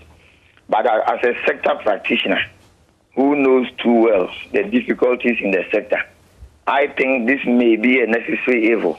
Look, we have very low levels of financing for improved sanitation in Ghana, very low levels. In fact, the GOG budgetary allocation for sanitation services delivery has consistently been low and barely caters for salaries and benefits and perhaps goods and services, with virtually nothing for capital expenditure to be able to develop the kind of infrastructure we want to develop. At the Itequini Declaration by African countries, where they committed to a 0.5% of GDP for sanitation and hygiene, this has never happened. We have never been able to achieve this. And there's already a very huge gap in terms of infrastructure financing. This funding stream may be a dedicated one, and which may help. It may be a good response to the long years of calling on government to find solutions to the challenges of sustainable financing for environmental sanitation. Apart from the low levels of financing, you have talked about the cost of poor sanitation. Poor sanitation costs Ghana a whooping $290 million every year, plus an additional $79 million from open defecation alone. And if we can sacrifice and invest a little more to be able to deal with this, I think that eventually we'll be making some savings. The inconsistent implementation on the field that we have always talked about has always been as a result of the weak financial inflows into the sanitation subsector. And it's because the budgetary allocation is discretionary. And so when a sector is prioritized, they get more. If it's not prioritized, they get very little. And once you get that little, there is no way you can get out of the difficulties that you find yourself. So for me, I think that we need a dedicated source of funding. And if this is going to be a dedicated source, then I think it can help us. The only thing is that we need to keep our eyes on the ball so that this also doesn't turn out to be like the plastic waste recycling fund, which was passed somewhere 2010, 2011 by Parliament, until date, no disbursement has been made. I mean, I think that we need to ensure effective management of the fund to ensure that it goes to the right areas that it has been earmarked for. Right. Mr. Ahin, stay with me as I put two things side by side for you. Now, on the issue of road tolls, for example, not too long ago, I was on the Accra-Tema stretch, and how much we accrue per year from even one such toll area is quite a bit of money. Back then, the question people, were asking had to do with what we had done in the past with what we had accrued. Now, based on what the caretaker finance minister said, he speaks about improving urban air quality, and if I may cite him here, combating air pollution, re-engineering landfill sites at Pong and Oti, supporting fumigation of public schools, among others, constructing more sustainable state-of-the-art waste treatment plants. He also talks about constructing waste and compost plants across the country. There are many promises that have been made on the back of taxing the ordinary Ghanaian or levying, some 10 pesos per person, depending on what the person is doing at a specific point in time. Now, the question then would be, do you foresee, from what you know, that this will suffice to achieve all of these things, this basket of things that is being mentioned on the sanitation and water resources front? And I like the point you made, the analogy you made with the road toll. You see, sometimes the difficulty for Ghanaians is not about the amount they pay. It is about how the amount they pay is effectively utilized to address the challenges that we list. So, for example, these are fantastic areas that we need to address. I mean, if you have been to any of the landfill sites, I mean, you will weep. Even the 4 that we classify as engineered landfill sites are very poorly managed and can barely, qualify for an engineered landfill site. They need to be improved upon. We need to, reconstruct the poorly managed landfill facilities. We need to construct state-of-the-art waste treatment plants. We need all this because this is the way to go. In the 21st century, people have said that it is a waste to waste waste. Waste can be a good resource, and therefore we can't just waste it. We can recycle and make them, productive. But if the fund is going to be applied strictly to these areas, then we think that we are going to get some very positive results out of this. The challenge has always been to monitor and track to ensure that the fund is indeed applied to these areas. If we don't track, if we don't monitor, if we don't focus our eyes on this, we may not be able to achieve half of what this fund has been earmarked for. And permit me to just chip in this, Mr. Ahin. How would you suggest we do that? Usually, when you leave this monitoring, we've even had a ministry for that, monitoring, evaluation, and all of that. Sure. When you leave this to the same parastatal agencies or governmental agencies, they tell us the execution is good, your money has been used, put to prudent use.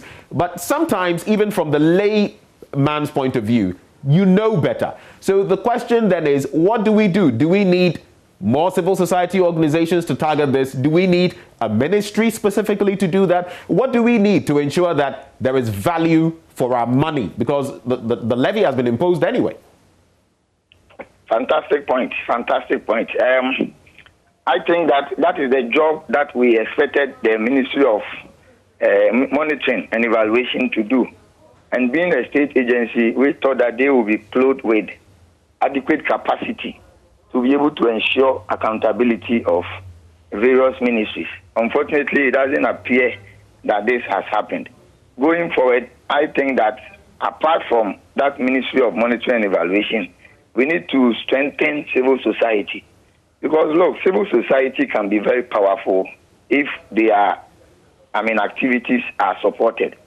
And so we need to strengthen civil society to continually keep their eyes on the ball, ensure accountability, ensure that they advocate improved services. Otherwise, if we leave it to government alone, like you said, it will be difficult for us to achieve the kind of accountability that we seek. Okay. Before we proceed from here with the very next point I want to make, and I'm going to make it lest I forget, but let me just acknowledge that we've been joined by Dr. Ebo Turkson, economist at the University of Ghana. Dr. Turkson, a very good morning to you, sir. Good morning, and good morning to your viewers. Great. I'll be coming to you shortly, but my final bit to you for this batch of questions, Mr. Ahin. So beyond the levies, beyond the taxes, beyond what we can get in monetary terms, what else do you feel? You've spoken about not wasting waste, because that's how the world is headed now. If we keep wasting waste, we'll destroy our planet. What else do you feel ought to be done by government, by ordinary people, to ensure that the targets that have been set are actually met? In the past, we've had the town councils, or the tankasi, like we used to call them. They did their work. Today, we have a different system. What do you feel are the chinks in the armor of the system? What should we tweak to get to a proper sanitation level in not just Accra, but the entire country? Well, I believe that I have mentioned a few of them already. Yes, you have. I mean, the most important thing for, sanitation has to do with behavior change. So if you are unable to change the behavior of the citizens, no matter how much funds you put in, no matter how much effort, you may not be able to get the desired results. And so, number one, we need to ensure an effective, comprehensive, sustained public education program. We don't have that. And if you are unable to carry your citizens along in the programs and plans that you have to address the sanitation challenges, it will be very difficult. So the mindset of the people will have to change. But of course, we recognize that it takes time for you to change mindsets. And that is why law enforcement is another option. Elsewhere, people will want to do what they want. But because the law is effective, they will dare not, even venture.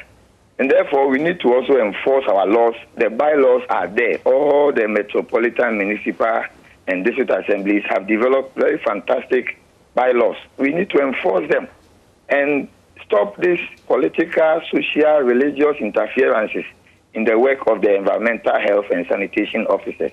If we're able to do that, we'll go far, apart from the infrastructure development and all the other things that come with it. We need to ensure that we prioritize the business of sanitation and waste management in this country and make it a fulcrum around which development will revolve, because it has multiple effects, impact on other sectors of the economy, particularly tourism. Currently, tourism has gone down because, many people want to go and see places that are clean. And if they don't consider your country a clean place, they will not come here. So I think that we need to do some of these things and do them in a comprehensive manner and in a sustained manner. That way, we will begin to see the results. Well, Mr. Atahin, it's been refreshing, sharing thoughts with you. It would also imply that we should be willing to get arrested, for example, when we flout the sanitation law. Oh, yes. I agree with you. Right. Well, let's see how things go as we keep pushing. Even as our taxes are taken, we keep pushing for accountability. Mr. Atahin, thank you very much, and do have a good day. He is chairman of Koniwas.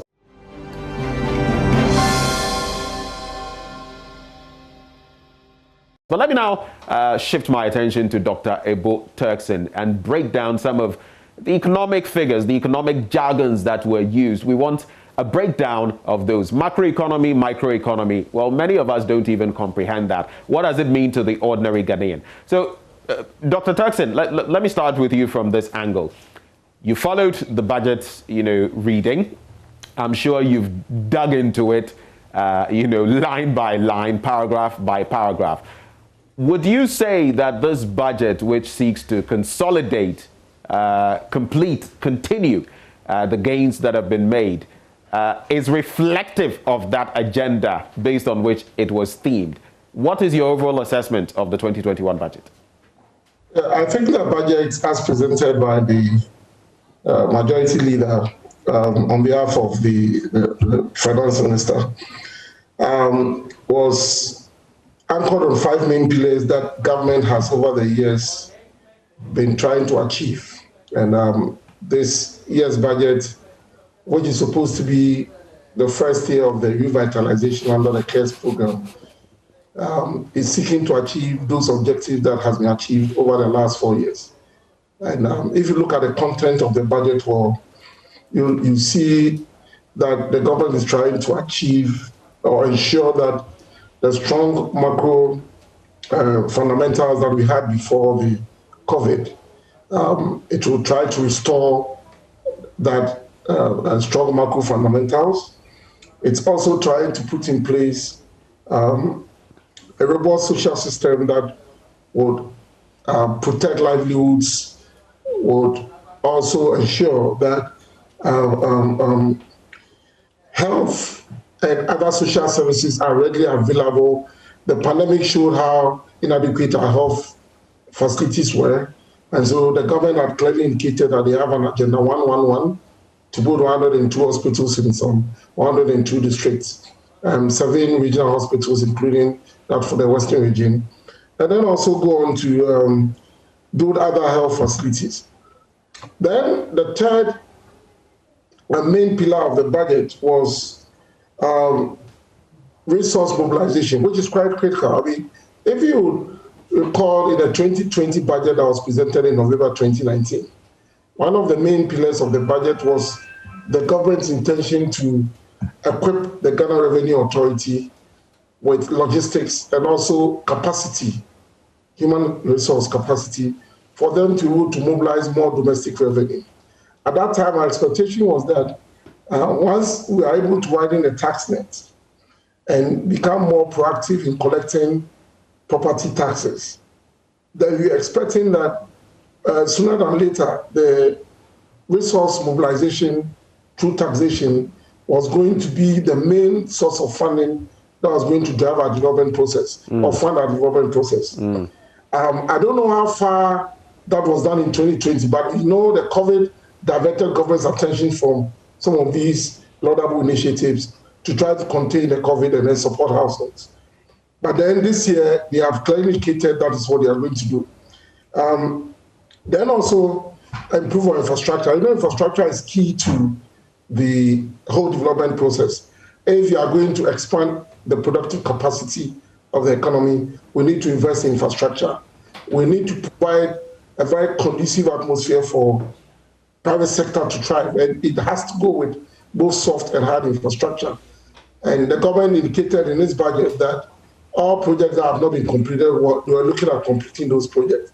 Don't forget that one of the main anchors of the CARES of our TAPA program is for us to this year onwards, for the next 2 years, to take a critical look at some light manufacturing industries and agro-processing, which will be good for import substitution, which will also be good for exports, given that the African Continental Free Trade Area is now what is on the table. And then also, in terms of textile and garments, and then and pharmaceuticals, these are sectors that are more labor intensive. So if we need to recover and then assure jobs and get people to work, these are the sectors that we should take a look at. Okay. And so it's good if the government is going to find the resources to try to take focus attention on it. And not only that, even a supporting industry like the machine tool industry,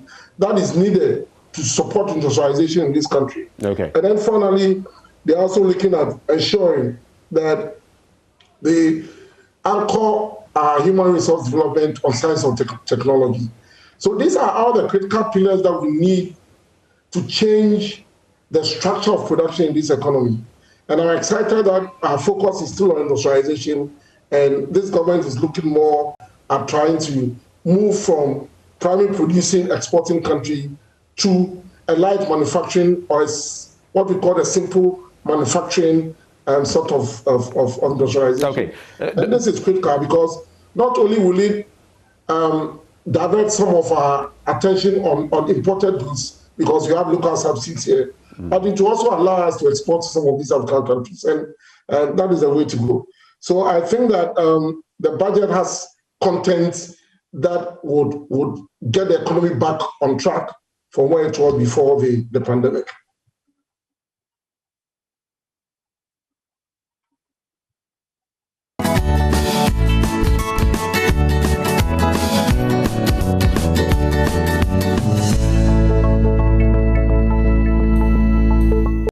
Welcome back. Our apologies for that break in transmission, but Dr. Ibu Turkson is still here with us. Dr.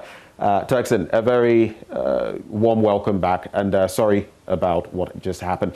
Anyway, so the question I was posing, simply put, what do you feel are the cons, the sins, if you like, of the 2021 budget? The last time we interacted, you were talking about the fact that you were not expecting the imposition of more taxes, but here we are. There are more taxes, more levies. How do you feel about that? I was a bit surprised, but then again, a fundamental question that we need to ask is that, given the levels at which our debt-to-GDP ratio have reached, and when I was here with Honorable Setekpe, that was his main concern, that we cannot go on like this, because borrowing on the international markets, it's going to be at a higher cost. So the question is that if we are revitalizing this economy, if we are getting the economy back on track with all of these expenditures that have been lined up for this year, how do we fund it? There are two main ways. We either go back and borrow at a high interest rate, or we find ways in improving or increasing our domestic resource mobilization. And if you look at the measures that I spoke about that we need to take a look at by looking at how we can increase our collection of property rates and other taxes. You clearly see that the other option available, which is not a very good option, is to go and impose new taxes. What I'm happy about with these new taxes, that they are not taxes on the private sector. They are not production taxes. They are more of consumption taxes. And because production taxes will normally stifle productive activities and might cause a reduction in employment and output. So the good thing is that they are not production taxes. Unfortunately, they are consumption taxes that we, the average consumers, would have to pay for. Now, the other thing about the budget I was excited, and I'm going to say this, was that if you remember last time, I mentioned that we need to take a content analysis of our debt stock to find out over the year what has happened to our debt stock. And I was excited when I saw that in the budget, they are clearly showing that over the year, we have added almost 75 or 76 billion Ghana cedis to the debt. And it was mainly from the fiscal impact of the COVID, the financial sector cleanup, and then the excess capacity for energy that we are paying for energy that we don't use. Now, these have to be funded. These have to be paid for. And so the government, rather than taxing production, went to tax consumers. And I think that... Dr. Turkson, very briefly to chip in, do we always have to pay for the sins of, let's say, an administration, past or present, the inadequacies of the system? Do we, the ordinary people, always have to foot the bill? Aren't there other mechanisms to cushion people? Because you're talking about COVID-19 shocks. It's not just the government. It's to the ordinary person on the street as well. The pure water seller is feeling it. Sachet water has gone up. All of that is there. So why is the ordinary citizen always having to bear the brunt of this? That has been the case. I mean, in almost every part of the world, the ordinary citizen is a person that is going to have to pay for these. And that is unfortunate. But you see, the point is this. At times, if you take the financial sector cleanup, for instance, I've said time and again that what are we doing to those who perpetrated those illegal, or what you call those, illegal corporate governance issues? What is happening to them? We've never heard of anything. Did they acquire assets with the money that they took? Can't you go and confiscate the assets, use that to defray part of the cost and so on and so forth? The only thing that, for me, I'm happy about is that for the financial sector cleanup, we are not going to pay for it. The banks are going to pay a levy of 5% of their profit before tax. And that is going to fund it, because if the cleanup hadn't taken place, even if you're a well-established bank and you're not part of it, if there was a rundown on the banks because of people losing their deposits and people had no confidence in the bank, it would have affected all banks in this economy. So if we are calling on them this time for them to pay for the financial sector cleanup, though it is regrettable, it has to be paid by the financial sector. The only bit has to do with the energy sector recovery, where we are looking at paying 20p more per litre for the excess capacity that we carry, in the sense that when the energy is produced and we don't even use, we have to pay for it. I think apart from trying to raise revenue to pay for this, the government should call the IPPs and renegotiate that contract. I mean, there's no contract in this world that cannot be renegotiated. I mean, if the average Ghanaian is going to have to suffer to pay for a contract that is not beneficial to our economy, I think that we can go and renegotiate. I mean, ethically, it is not right. So it's true that we are going to pay for it. And what we need to do is that in all of these levies that have been imposed, the government should make sure that whatever is collected for that purpose is used for that. So that sooner than later, if you are able to pay for all of these, then the levies could be taken away. I'm saying this because when you look at the Energy Sector Levy Act that came up, there are so many levies that were introduced there to pay for certain things.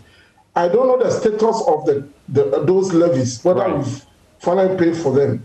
But if we are finally paid for them, they've been taken off, then sending these ones in again wouldn't have been much of a problem. Right. Because the average Ghanaian is always complaining about the fact that when levies are imposed to meet an end, after the end has been met, the levies are not taken off. I hope this time the government should do the right thing. If in the next 2-3 years we are able to pay for these debts, then the levy should be taken off, because the average Ghanaian should, as a matter of fact, feel that the government is being very responsible to its plight as well. Because like you said, it shouldn't be a problem to pay for these things. But time again, we are the ultimate, focus for the payment for these. Now, I gather that the government was comfortable about introducing these levies because of the fact that over the last year, we had a decline in fuel prices, and both for the petrol and the diesel. So they are trying to tap into that reduction and recoup some money out of that to pay for this. And so, yes, it will have some inflationary impact. I don't expect the inflationary impact to be too high. Okay. But then again, it is important to state that these consumption taxes will not dislodge production, which is very critical. And we are talking about production taxes. We didn't want government to come up with any taxes that was going to be placed on production. And if you go through the budget as well, you see that apart from these these new levies, government has also done some sort of support for the private sector. I mean, the tax rebates that are coming to firms or enterprises in those sectors that have been affected by the pandemic, like the hotel and restaurants, the tourism, education, and all of that. Right. It's something that is good, because these firms have suffered over the year, and if we don't give them a rebate, it will find it very difficult to maintain their employment and so forth. Dr. Ebutaxin, this is where, thankfully, at least you've given us a global appreciation of the budget, the pros and the cons.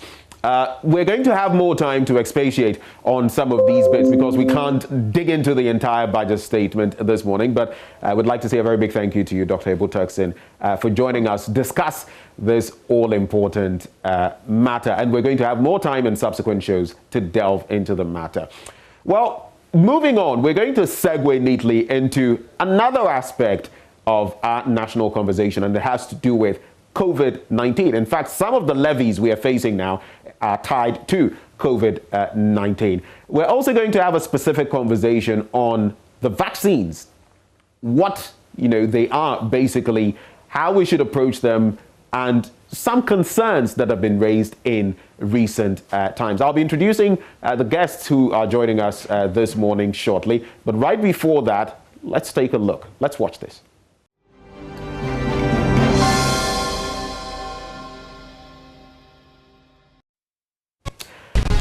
Joining the conversation, Dr. Kwame Essiedu-Sarpong, pharmacist and fellow with CDD Ghana. He joins the conversation this morning as we delve into the matter of COVID-19 vaccines. We also have Dr. Yao Bediako, immunologist with WACBIP at the University of Ghana. Gentlemen, a very good morning to you. Thank you for joining us on the AM show. Thank you. Thank you. So, Dr. Kwame Essiedu-Sarpong, I'm going to start with you. You're a pharmacist. So far, in terms of the vaccines, Johnson & Johnson, Moderna, Sputnik V, we've had AstraZeneca, which we're using in this country, among the others that we have. Based on what we have seen across the world, how would you say we have fared in terms of vaccinations, globally speaking? Well, thank you. I mean, globally speaking, the leader when it comes to vaccines by far has been Israel. I mean, Israel has vaccinated over 102% of their vaccinatable population. And you ask, how have they vaccinated more than they humanly can? It is simply because the vaccines are being counted as the first dose. So as they are adding on the second dose, you tend to see some disparities because some people have had 2 doses. But what's important is anyone who has to be vaccinated in Israel has been vaccinated. Then following them, a fair distance back is the United Arab Emirates. Interestingly, they've been a country who've been doing what I call the no-fuss vaccination. Very quiet, but they've gone past 60-70% of their population now. Then there's the United Kingdom, which is about 36-37%. The United States, which is coming to 29-30%. And in Africa, the leader is Morocco, which is about 15-16%. In terms of Ghana, we've just done under 0.3% of our population. And you have to bear in mind that we only received 600,000 vaccines, and we had another 50,000 vaccines come in. So within the context of what vaccines we've received, however, we've done quite well based on the time difference between when we received them and where we are now. The question is, what's the supply chain going to look like so that we can vaccinate the targeted 20 million people within the population? So I wouldn't say that we've done badly. I mean, if you look at on the African continent, I mean, surprisingly, after Morocco, we've risen to become the second country with the highest number of vaccinations, which is to say something because Morocco started all the way in January. So that's how I'll put it at this point in time. Right. Now, since you've made mention of examples from other countries, in terms of targeting efficacy, what would you say you have noticed? Now, as a media person, I have noticed some people go to centers and get turned away because they were supposedly not in the categories to receive the vaccinations. How do you feel we are doing on that specific front? Those who should be getting vaccinated versus those who perhaps for now shouldn't get vaccinated. Another thing I'd like you to take stock of is that some medical professionals have complained, frontline workers, that they are not getting the vaccines. On that front, how do you assess our local vaccination drive? Okay, I'd want to put this in a lot of context. And what do I mean? The vaccinations in a pandemic are aimed at 3 things, primarily. The first thing is to prevent deaths, mortality. Then, to prevent the deaths, you have to prevent hospitalization. So to decrease hospitalization. And to decrease hospitalization, because a proportion of the people who get infected are the ones who end up in hospital, so it's to decrease infections. So those are the 3 things you are looking at. So how do you do it? You do it by ensuring that you inject the most at risk in your population, because they are the most likely to die. Who are the most at risk? It is the people by far over the age of 60 years and those with comorbid states. And what are comorbid states? It means someone with things like hypertension, diabetes, a cancer of a sort, asthma, pulmonary obstructive respiratory disease, etc., etc. But you need people to inject these people. You must bear in mind that it takes about 22 days from the first dose for you to get optimal immunity, and about 7 days after the second for maximum immunity to manifest. So you don't want the people injecting them to be infected as well for two reasons. If your health professionals are infected, you would not have the labor force to do the job to even manage the people with COVID, and you would also not have, the people to inject those you want to protect. So you first immunize your health workers. So if health workers are not getting vaccines, that's a concern for me. That said, you would realize that the government said they were starting from 46 districts, which were the most hit by this COVID pandemic. And I know at the end of last week, they were saying that now they were going nationwide to all health professionals. The question I would want to ask is, are these health professionals in the 46 districts? If they are, then that's a concern. If they are in the national, then obviously now they're going to get their vaccine. So I wouldn't be worried too much. Let me move on now to Dr. Bediako, and thank you once more for staying. Thank you for your patience. How do you say we have fared so far in terms of our vaccination drive? I think I would agree with Kwame that, I mean, considering the numbers, the amount of vaccine that we have, and I think we've done pretty well. I mean, if you compare us to a country like Kenya, who received 1 million doses, and I think as of a couple of days ago had only done 10,000 immunizations. I think you can say that we're doing well for the vaccines that we have. I mean, I think there have been some issues about healthcare workers feeling they have not always gotten it. As Kwame said, it depends on the location. The initial plan was to vaccinate people in Greater Accra, Ashanti, I think maybe Western, and maybe a bit of Central. So I think now the next phase is to roll out to healthcare workers in other parts of the country, and hopefully they will all receive their doses. So I think for now, we have done okay. I think the challenge we have now is supply. I'm yet to hear that we've received our next tranche of vaccines, and that is a little bit concerning. We need to keep the momentum. We cannot afford to stall. And so the hope is that within this week, perhaps, we should begin to hear of delivery. I know we expect our second consignment of COVAX AstraZeneca vaccine sometime by May. And of course, for many people who received it in March, the 8-week window is sort of the end of April. So there's a bit of a time there, but we cannot afford to run out of vaccines, even for vaccinating new people, because then that sort of breaks the momentum of the vaccination drive. So whether it is Sputnik 5 or other vaccines that will be brought in, we need stock to begin to continue to vaccinate people who haven't received the vaccine, and then obviously to give people the second doses when it's time. So the logistics will continue to be challenging, and they are not all within the control of our government. Right. But I think, for now, from where I sit, I think our drive has been aggressive. And has had buy-in from, I think, the highest seats in the land. So I think in that case, you have to give credit where it's due, that we have had quite a serious attitude as a country, as a government, towards the vaccination. Right. When you compare us to a number of other, especially African countries, who have not been as aggressive in trying to roll out the vaccine. We had one person suffer from blood clotting as a result, well, I shouldn't say as a result, but following the taking of an AstraZeneca vaccine. And mind you, you know fully well that is the vaccine we're using in this country. We've had millions of people use these vaccines, different vaccines, and this is the first time we're encountering this. Immediately, you have Germany, France, Spain, Italy saying they are pausing for precautionary reasons. The WHO says there's nothing linking this to the AstraZeneca vaccine. Now, again, I reiterate, we are using AstraZeneca in this country. Dr. Bediako, should we be worried? No. And if no, why not? Because, So if you look at, like you said in the beginning, millions of people have been vaccinated. There have been reports now of blood clots in a few people.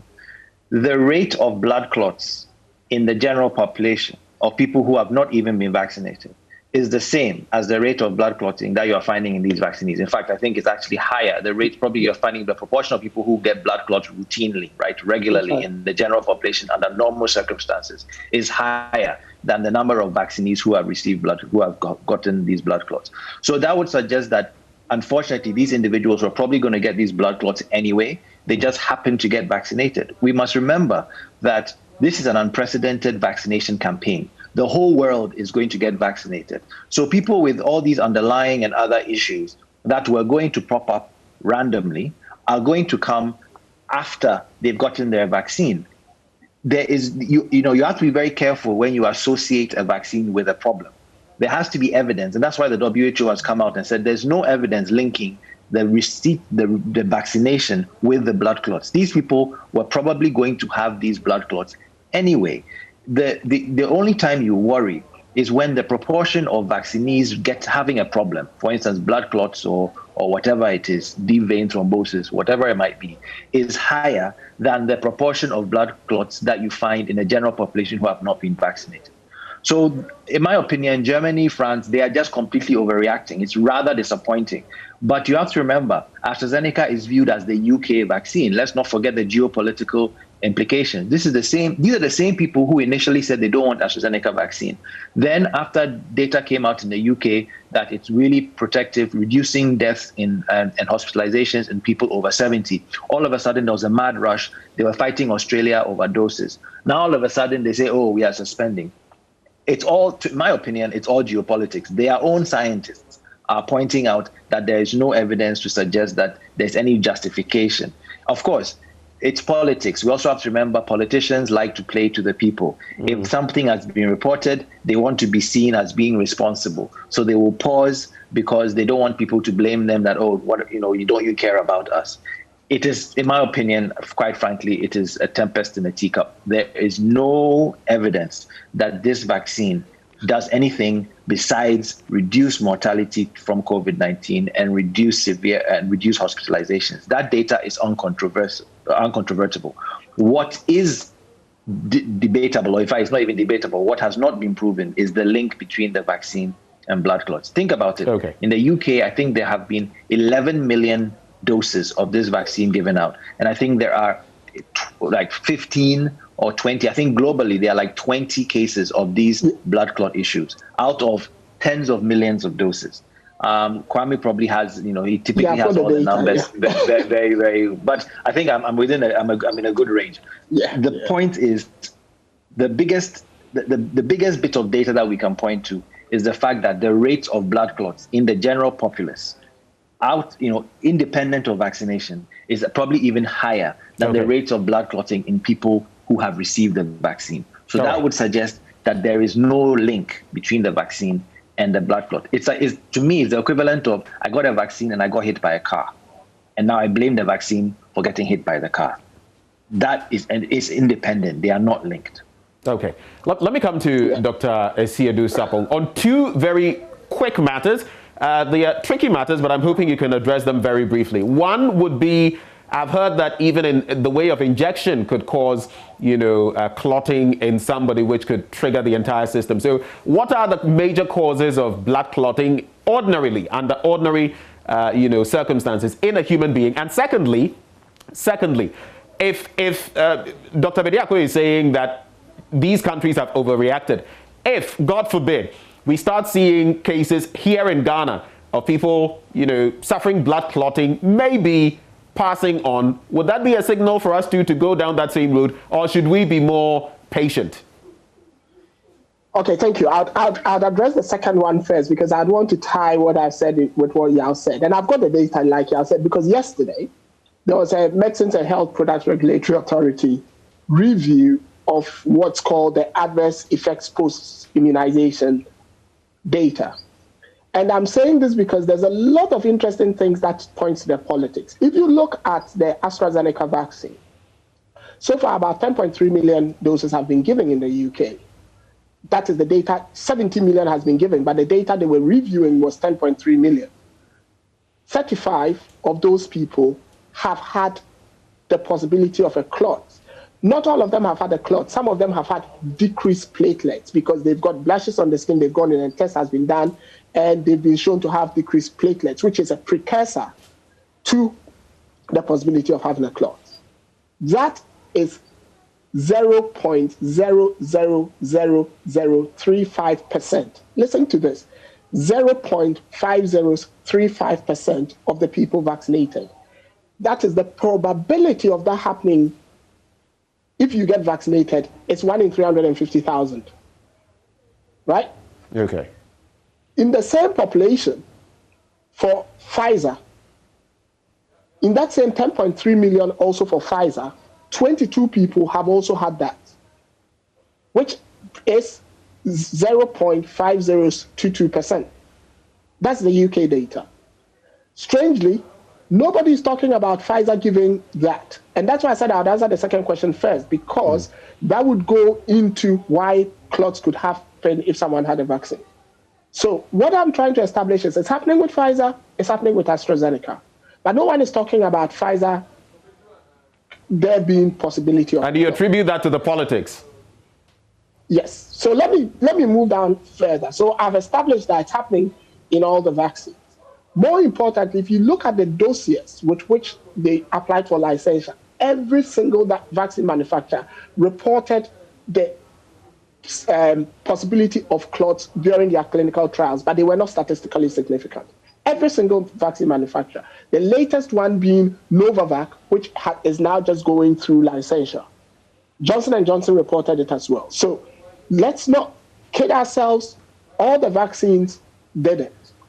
Then finally, in the general population, about 1 in 1,000 or 2 in 1,000 people would get blood clots, which is 0.2%, 0.1 to 0.2%. So the probability of getting a blood clot from a vaccine is about 300 times less than in the general population based on the data that has been reviewed. Then everyone talks about AstraZeneca, but no one talks about Pfizer, though they are reporting as well that they are getting clots. People are reporting clots. So that brings me to why clots would happen.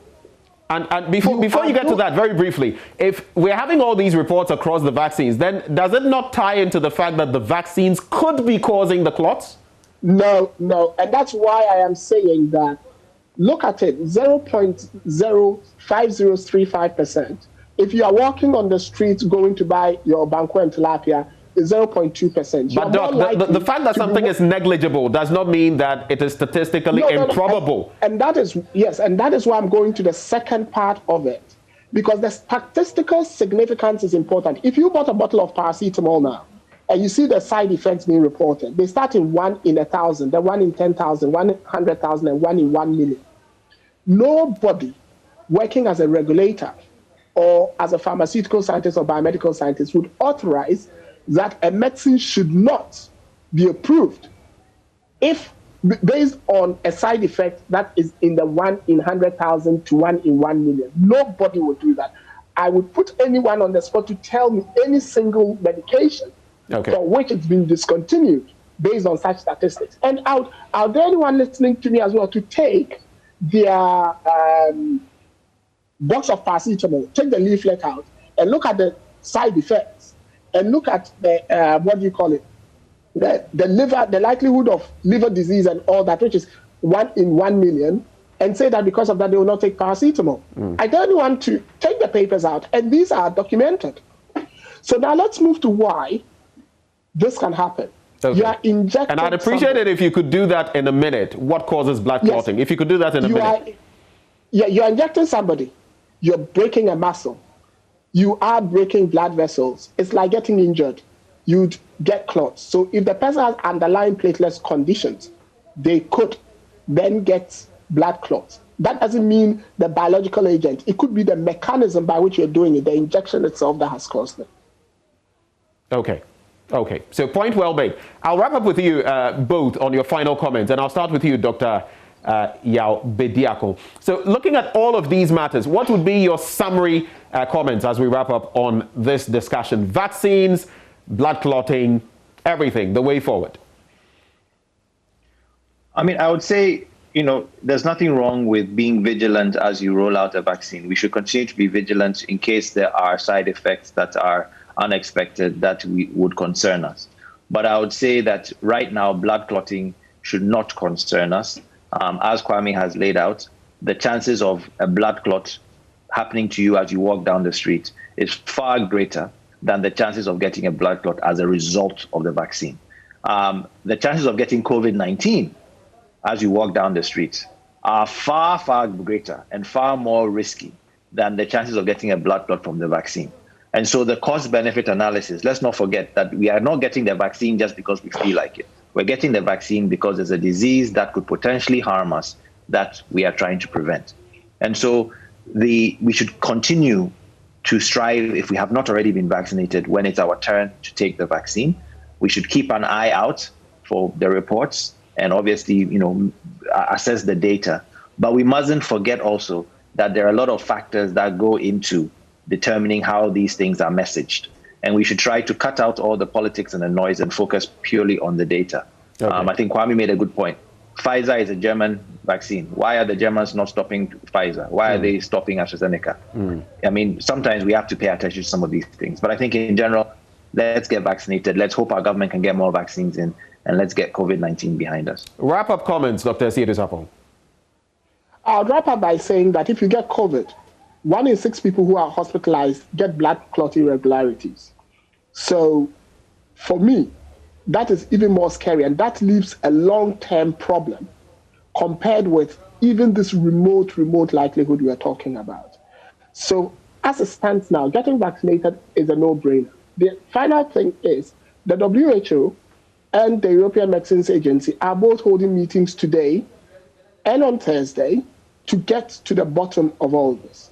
So the world must realize that the scientific community, the regulatory community are taking these, albeit nuanced, complaints very seriously. And if there was anything, no one is prepared to put anyone else at risk. Right. So we'll get to the bottom of it. Dr. Siedusapong, thank you very much for joining us this morning. We're very grateful for your time. Dr. Yabediako as well. Grateful for your time, gentlemen, and do have a lovely day. Hopefully that settles the matter, a lot of the thorny questions you may have had on your mind on the back of some of these blood clotting incidents.